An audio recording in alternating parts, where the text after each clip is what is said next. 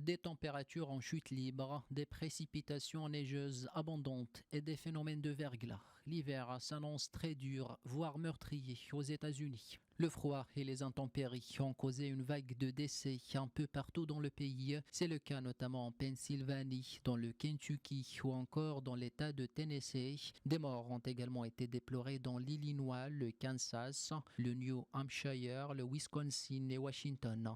Au total, pas moins de 50 morts sont à déplorer partout dans le pays. En Oregon, les conditions climatiques ont poussé le gouverneur à déclarer l'état d'urgence alors que 75 000 personnes étaient sans électricité vendredi soir. Même constat à New York, les routes particulièrement dangereuses provoquent la fermeture d'écoles et laissent des milliers de foyers sans énergie. Dans la ville la plus peuplée du pays, les températures glaciales ne sont pas sans conséquences sur le transport aérien. Un avion de la compagnie américaine Airlines a glissé hors de la piste lors de son atterrissage à l'aéroport international de Rochester. D'après les médias, 1100 vols américains ont été annulés et 8000 autres retardés en raison de la météo, alors que la vague de froid doit persister dans certaines régions comme le centre du pays au cours du week-end.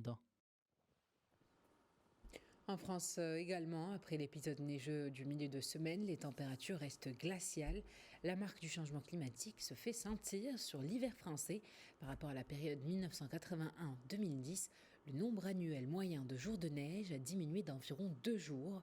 Et en revanche, aucune perturbation majeure n'a été relevée sur le réseau ferroviaire, largement moins touché par les tempêtes survenues au mois de novembre.